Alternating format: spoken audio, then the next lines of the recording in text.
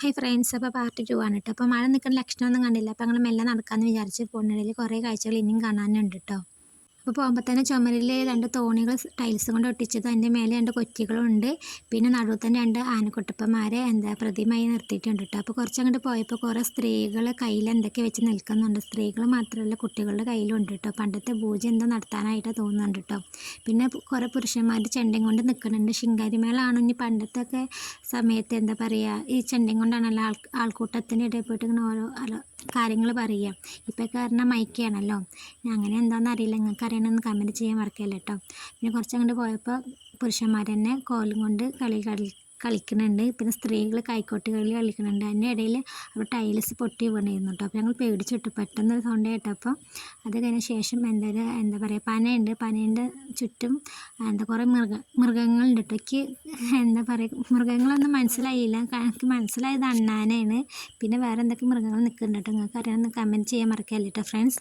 പിന്നെ അതിൻ്റെ അടുത്ത് കുറേ പ്രതിമകൾ പിന്നെയുണ്ട് കേട്ടോ. ഫുള്ളും ടൈൽസാണ് കേട്ടോ കാണുന്നത്. ഒരു പണ്ടത്തെ പണി ആയുധം കൊണ്ട് നിൽക്കുന്നു കേട്ടോ. കൊട്ട, കൈക്കോട്ട്, കോടാരി, പിന്നെ അങ്ങനെ കുറേ പണി സാധനങ്ങൾ നിൽക്കുന്നുണ്ട് കേട്ടോ. പിന്നെ കുറച്ച് എന്താ പറയുക, പോകുമ്പോൾ 2 കുട്ടികളും എൻ്റെ അച്ഛനമ്മയും എന്തിനെ ചിത്രത്തെ നോക്കി നിൽക്കുന്നുണ്ട് കേട്ടോ. ചുമരുകൂടെയുള്ള പണ്ടത്തെ കുറേ മൃഗങ്ങളായിട്ട് ചുമരുകൂടെ വരച്ചിട്ടുണ്ട്. അതിൻ്റെ ഇടയിൽ എടുത്തേമ്മ മഴയത്ത് ഡാൻസൊക്കെ കളിക്കുന്നുണ്ട് കേട്ടോ. പിന്നെ മൊയിലിനെ കണ്ടു, മാനേനെ കണ്ട പോലെ തോന്നി. ഞങ്ങൾ മഴ നനഞ്ഞിട്ടാട്ടോ പോകുന്നത്. ബാക്കിയുള്ളവർ വേഗം പോയിട്ട് ഞങ്ങൾ വീഡിയോസ് എടുത്ത് മെല്ലെയാണ് വന്നത്. പിന്നെ അതിൻ്റെ ഇടയിൽ ഞങ്ങൾ എന്താ പറയുക കുറേ പ്രതിമകൾ നൃത്തം വെക്കണ പോലെ കുറേ പ്രതിമകളുണ്ട് കേട്ടോ, സ്ത്രീയും പുരുഷനായിട്ട് നിൽക്കണത്. പിന്നെ ഒരു ആനക്കുട്ടപ്പൻ്റെ അടുത്ത് പോയി വീഡിയോ ചെയ്തിട്ടോ. പിന്നെ ഇതെല്ലാവർക്കും അറിയാമെന്ന് വിചാരിക്കുന്നു കേട്ടോ. പിന്നെ ഇത് എന്താണെന്ന് എനിക്ക് അറിയില്ല, നിങ്ങൾക്ക് അറിയാമെങ്കിൽ കമൻറ്റ് ചെയ്യാൻ മറക്കല്ലേ കേട്ടോ. കാണാൻ നല്ല ഭംഗി ലുക്കൊക്കെ ഇല്ലേ ഗൈസ്. പിന്നെ വീഡിയോസ് കട്ട് ചെയ്യാണ് കേട്ടോ.